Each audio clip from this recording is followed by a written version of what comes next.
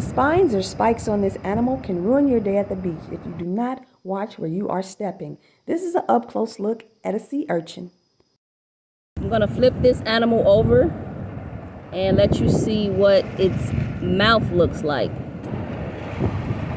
That's the mouth. Look at that.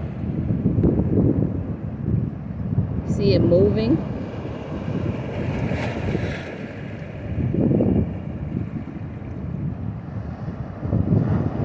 It's slowly turning itself back over.